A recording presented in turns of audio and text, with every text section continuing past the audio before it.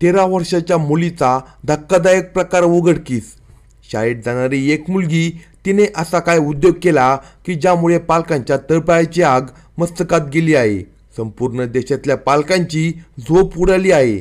एका अतिशय कमी वयातील मुलगी ती असं कसं काय करू शकते, असा प्रश्न आता प्रत्येकाला पडलाय. एका लहान मुलीची अशी घटना जी ऐकून तुमच्या पायाखालची जमीन सरकेल. एक अशी घटना जी प्रत्येक आईवडिलांसाठी एक धोक्याची सूचना आहे. मुलं मुली काय करतील त्यांचा काही भरोसा नाही, पण या मुलीने असं केलं की ज्यामुळे संपूर्ण महाराष्ट्रात खळबळ उडाली. सर्व पालकांमध्ये भीतीचं वातावरण पसरलंय. 13 वर्षाची मुलगी जी दररोज शाळेत जायची, अत्यंत हुशार होती, पण कोणाला शंका देखील आली नाही की ती असं पुढे काहीतरी करणार आहे.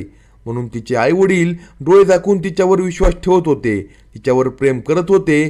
पण जेव्हा हा प्रेमाचा चष्मा उतरला तेव्हा त्यांना तो धक्कादायक प्रकार दिसला. या प्रकरणाचा व्हिडिओ सोशल मीडियावर प्रचंड व्हायरल झालाय. तो पाहून संपूर्ण देशात एक भीतीचं वातावरण निर्माण झालंय. मग काय झाली ही घटना? 13 वर्षाच्या इतक्या छोट्या मुलीने नेमकं असं काय केलंय की ज्यामुळे पालकांच्या तळपायाची आग मस्तकात गेली? सर्व पालकांची झोप का उडाली? तुमचे मुलं मुली जर शाळेत जात असतील तर तुम्ही हा व्हिडिओ नक्की पहा. या घटनेची सविस्तर माहिती आपण या व्हिडिओमध्ये पाहणार आहोत. जर तुम्ही चॅनलवर नवीन असाल तर कलम 302 या मराठी चॅनेलला लगेच सबस्क्राईब करा. महाराष्ट्रातील पालकांची झोप उडवणारी ही घटना आहे. 13 वर्षाच्या शाळेत जाणाऱ्या मुलीने एक असा उद्योग केला की ज्यामुळे संपूर्ण पालकांमध्ये एक भीतीची लाट पसरली आहे. राधिका नावाची एक मुलगी जी दररोज नियमितपणे शाळेत जायची, चांगले मार्क तिला नेहमी पडायचे, आई वडिलांचा तिच्यावर प्रचंड भरोसा होता. पण आजकाल मुलं मुली आपल्या आईवडिलांच्या भोळ्या बाबड्या विश्वासाचा कसा फायदा घेतात याचं ज्वलंत उदाहरण ही घटना ठरली आहे. राधिका पहिल्यापासून अत्यंत हुशार होती. तिला नेहमी 80%च्या वर मार्क पडायचे. त्याच्यामुळे आई वडिलांचा मुलीवर प्रचंड विश्वास होता. नेहमी ती अभ्यास करत असायची. ती कधी मोबाईल पाहत नसायची, कधी TV पाहत नसायची. पण ती अशी एक गोष्ट गुपचूप करायची की जी तिच्या आईवडिलांना कधी दिसली नाही. कारण की आईवडिलांनी प्रेमाचा चष्मा घातला होता आणि हा चष्मा जेव्हा उतरला तेव्हाच्या धक्कादायक गोष्टी समोर येत असतात. हे प्रकरण इतकं व्हायरल झालं की ज्यामुळे संपूर्ण देशात एकच चर्चा उठली. राधिका अत्यंत साध्या घरात मध्यमवर्गीय कुटुंबात वाढलेली मुलगी होती. वयवर्षे फक्त 13. घरात सगळ्यांची लाडकी, अभ्यासात प्रचंड हुशार. तिचे आईवडील अत्यंत साधे होते. वडील शेती करायचे. त्यांना 2 एकर शेती होती. शेती बागायती होती, त्यामुळे त्यांचा उदरनिर्वाह चालायचा. आणि आई एका छोट्या पतसंस्थेत नोकरी करत असायची. राधिका रोज शाळेत जायची आणि घरी परत त्या ठिकाणी येत असायची. लहानपणापासून राधिकाला नेहमी वर्गात पहिला नंबर मिळवायची सवय होती. ती अतिशय जीव तोडून अभ्यास करायची जेणेकरून पहिला नंबर मिळेल अशी तिची ख्याती होती. पण 8वीच्या वर्गात ती पहिली, दुसरी, तिसरी प्रत्येक वर्गामध्ये ती अत्यंत हुशार होती. पण जेव्हा ती 8वीला आली त्याच वर्षी तिच्यासोबत हा धक्कादायक प्रकार घडणार होता. कोणाला माहीत देखील नव्हते की 8वीला जाता क्षणी तिच्यासोबत असा धक्कादायक प्रकार त्या ठिकाणी घडणार आहे. ही मुलगी 7वीतून 8वीला गेली. शाळेचा पहिला दिवस होता. तिच्या आई आणि वडील नेहमीप्रमाणे तिला शाळेत सोडायला आले होते. पण त्यांना माहीत नव्हतं की खरा गेम इथूनच सुरू होणार आहे. त्यांना कल्पनाही नव्हती की 8वीच्या वर्गात त्यांच्या मुलीसोबत तो धक्कादायक प्रकार घडणार आहे. घरात सगळ्यांची लाडकी आणि अभ्यासात हुशार असल्यामुळे तिचा पहिल्या सत्र परीक्षेत पहिला क्रमांक आला आणि आईवडिलांना खूप आनंद वाटला की आपली मुलीची आता यावर्षी देखील पहिला क्रमांक येणार आहे. म्हणून 8वीच्या पहिल्या सत्राची परीक्षा झाली होती. तिच्यात नेहमीप्रमाणे राधिकाचा पहिला क्रमांक आला होता. आता राधिका देखील खुश होती. आईवडील देखील खुश होते. पण पुढील 6 महिन्यामध्ये तिच्यासोबत तो धक्कादायक प्रकार घडणार होता. झालं असं, पुढची 6 महिने परीक्षा झाली आणि दुसऱ्या सत्राची परीक्षा त्या ठिकाणी आली. या सत्राला देखील ती जोरदार कसून अभ्यासाला लागली होती. आता दुसऱ्या सत्राची परीक्षा झाल्यानंतर तिच्यासोबत हा धक्कादायक प्रकार घडणार होता. पण तिच्या आईवडिलांना माहीत नव्हतं. ती गुपचूप व्यवस्थित आपला अभ्यास करायची, सर्व काम व्यवस्थित करून पेपर लिहायची. पेपर त्या ठिकाणी चांगले गेले होते. पण आता असं झालं, दुसऱ्या सत्रात तिला 86% मार्क मिळाले.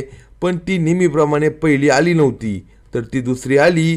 ती दुसरी आल्यामुळे ती प्रचंड निराश झाली. तिला प्रश्न पडला, माझा पहिला नंबर कुणी मिळवला. तिने चौकशी केली तेव्हा तिला समजलं की सुनीता नावाच्या मुलीला 96% मार्क मिळवले आणि तिचा वर्गात प्रथम क्रमांक आला. ही सुनीता जी पहिल्या सत्रामध्ये तिला 80% पडले होते आणि ज्यावेळेस तिला 81% होते. हिला 5% वाढून देखील तिचा दुसरा नंबर आला. तिला खूप वाईट वाटलं. एखाद्या मुलाचा पहिला नंबर आला असता तर तिला वाईट वाटलं नसतं, पण एक मुलगी आपल्या पुढे कसं काय गेली हे तिला सहन झालं नाही आणि इथेच त्या भयानक घटनेची पहिली ठिणगी पडली. एक अशी ठिणगी जी पुढे जाऊन अत्यंत मोठ्या ज्वालेत, मोठ्या जाळात रूपांतर घेणार होती. तिची कोणाला कल्पना नव्हती. ती घरी आली, आईवडिलांना सांगितलं, माझा दुसरा नंबर आलाय. पण आईवडिलांनी एवढं मनावर घेतलं नाही. ते म्हणाले, राधिका जाऊ दे, पुढच्या वेळी चांगला अभ्यास कर आणि चांगले मार्क पाड. तिनं खरं तर अभ्यासात कुठे कमी पडले हे विचार करायला पाहिजे होते, पण त्याऐवजी तिच्या मनात सुनीताबद्दल द्वेष निर्माण झाला. ती सुनीताचा द्वेष करू लागली. सुनीता कसा अभ्यास करते, ती कुठे राहते, या सगळ्याची माहिती राधिका हळूहळू काढू लागली. तिला समजून चुकलं की सुनीता ही खूप हुशार आहे, कारण तिचे आईवडील तिचा अभ्यास घेतात. आता राधिकाने बघितलं, तिचे आईवडील दिवसभर शेतात असतात, आई दिवसभर बँकेत असते, तिचा कुणी अभ्यास घेत नव्हतं. मग राधिकाने ठरवलं की पुढच्या परीक्षेत सुनीतापेक्षा जास्त मार्क मिळवून पहिला नंबर आणायचाच. आणि या जिद्दीने ती अभ्यासाला लागली होती. पण तिला माहिती नव्हतं, येणाऱ्या 2 महिन्यांमध्ये तिच्यासोबत अत्यंत भयानक प्रकार घडणार होता. ही स्पर्धा तिला अत्यंत भयानक मार्गावर घेऊन जाणार होती आणि संपूर्ण राज्यामध्ये तिच्या नावाची चर्चा होणार होती. राधिका आता सुनीतावर बारीक लक्ष ठेवून होती. ती सुनीताच्या शेजारी बसण्याचा प्रयत्न करायची, पण सुनीता तिला बसू द्यायची नाही. त्यामुळे राधिकाचा राग आणखीनच वाढत होता. एक दिवस राधिकाने पाहिलं की सुनीता वर्गात एका मुलासोबत बोलत होती. ते दोघे एकमेकांकडे पाहून इशारे करत होते. राधिकाच्या लक्षात आलं की या दोघांमध्ये काहीतरी शिरत आहे. कदाचित प्रेम प्रकरण असावं. मग आता तो मुलगा कोण होता? तो मुलगा होता सुनील. तो राधिकाचा क्लासमेट नव्हता. त्याचं घर राधिकाच्या शाळेच्या रस्त्यावर होतं. तो राधिकाच्या एका मैत्रिणीचा मित्र होता. त्यातून त्याची ओळख सुनीतासोबत झाली. राधिकाच्या डोळ्यात एक भयानक विचार आला, अभ्यासाने तर सुनीता मागे पडत आहे. मग तिने विचार केला की जर मी सुनीलला माझ्या बाजूने वळवलं तर सुनीताचा अभ्यासावरून लक्ष विचलित होईल आणि मग माझा पहिला नंबर येईल. असं तिने ठरवलं आणि तिने तो भयंकर प्लॅन केला. पण तो प्लॅन तिच्या पायावरच पडणार होता. तो प्लॅन तिचं आयुष्य संपवणार होता. तिला याची कल्पना नव्हती. तिने आता सुनीताला नाही तर तिचा प्रियकर असणाऱ्या सुनीलचाच गेम करायचा ठरवला. राधिकानं हळूहळू सुनीलची ओळख वाढवली. ती शाळेत येता जाता त्याच्याकडे पाहून असायची. एक दिवस तिने त्याला थांबून थेट बोलणे सुरू केले, तू सुनीताचा मित्र आहेस ना? तुम्ही दोघे मिळून कसं काय अभ्यास करता? सुनीलला वाटलं की ही सहजच विचारत असेल. त्याने तिला फारसं काही सांगितलं नाही, पण राधिकाने त्याचा पिच्छा सोडला नाही. तिसऱ्या दिवशी तिने त्याच्याकडून त्याचा मोबाईल नंबर मिळवला आणि बस इथूनच त्या धक्कादायक कहाणीचा दुसरा अध्याय सुरू झाला. मोबाईल नंबर मिळवल्यानंतर त्यांच्या चॅटिंग सुरू झाली. दिवस रात्र बोलणं वाढलं. हळूहळू त्यांच्या मैत्रीचं रूपांतर प्रेमात झालं. राधिका आता पूर्णपणे बदलली होती. तिच्या डोक्यात आता फक्त सुनीलच होता. ती करायला काय आली होती आणि काय करत होती याच्यामध्ये तिला कसलंच अंतर राहिलं नव्हतं. पहिला नंबर मिळवण्याचं ध्येय तिचं कुठं मागं पडलं होतं. मग तिने तिच्या आयुष्यातली सगळ्यात मोठी चूक केली. राधिका आता शाळा सुटल्यानंतर थेट घरी न जाता सुनीलच्या घरी जाऊ लागली. सुनील घरी एकटक असायचा. त्याचे आईवडील बाहेरगावी कामाला होते. ती दिवसभर त्याच्या घरी थांबायची. टीव्ही पाहणे, गप्पा मारणे यातच तिचा आता वेळ जाऊ लागला आणि संध्याकाळी अंधार पडायच्या आत ती घरी जायची. आईवडिलांनी विचारलं की उशीर का झाला तर ती सांगायची, शाळेमध्ये एक्स्ट्रा क्लास होते किंवा मैत्रिणीकडे अभ्यासाला गेले होते. काही वेळेस तिच्यावर विश्वास ठेवायचे. त्यांना वाटायचं आपली मुलगी अभ्यासासाठीच थांबली आहे. पण त्यांना काय माहीत होतं की त्यांची मुलगी कोणत्या संकटात पाय टाकत होती. दिवसामागून दिवस गेले. राधिकाचा अभ्यासातून पूर्ण लक्ष उडालं होतं. दुसऱ्या सत्राची परीक्षा झाली आणि निकाल लागला. यावेळी राधिका 3ऱ्या नंबरवर फेकली गेली. पहिला नंबर सुनीताचा, दुसरा नंबर सुनीलचा आला होता. तिला धक्का बसला. ज्या मुलाच्या मदतीने ती सुनीताला हरवणार होती त्याच मुलाचा दुसरा नंबर आला होता आणि ती मात्र मागे हटली होती. पण आता तिला त्याचं काही वाटत नव्हतं. ती ती सुनीलच्या प्रेमात इतकी वेडी झाली होती की तिला अभ्यासापेक्षा जास्त महत्त्वाचं प्रेम वाटू लागलं होतं. आता कदाचित हीच एक धक्कादायक गोष्ट होणार होती की ज्याची कल्पना कोणाला नव्हती. पुढची जी घटना आहे ती तर अत्यंत भयानक घडणार होती. ती नापास झाली. तिने ही गोष्ट घरी सांगितली नाही. तिने खोटं सांगितलं, मी पास झाले.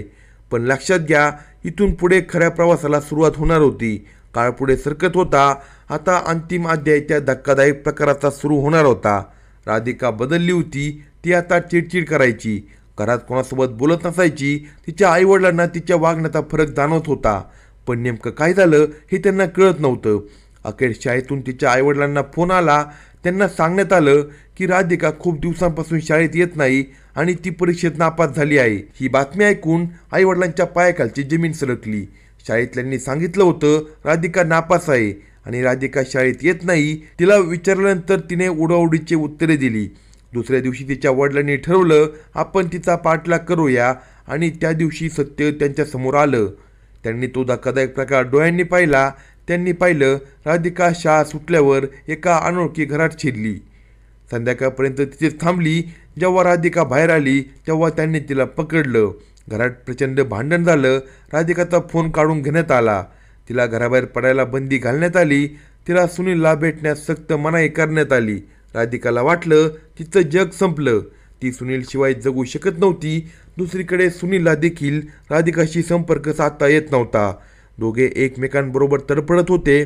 त्यांना वाटलं की आपले आईवडील आपल्याला कधी एकत्र येऊ देणार नाही. त्या निराशेच्या भरात त्या दोन लहान जीवांनी एक अत्यंत टोकाचा आणि भयानक निर्णय घेतला.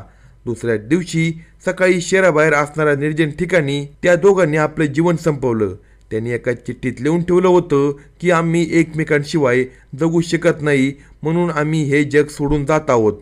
मग या घटनेत चूक कोणाची होती? त्या 13 वर्षाच्या राधिकाची की त्या सुनीलची की त्या आईवडिलांची ज्यांनी आपल्या मुलीवर डोळे झाकून विश्वास ठेवला? अशाच नवनवीन क्राईम स्टोरी ऐकण्यासाठी कलम 302 या मराठी चॅनलला सबस्क्राईब करा आणि आपल्या प्रतिक्रिया कमेंट बॉक्समध्ये कळवा.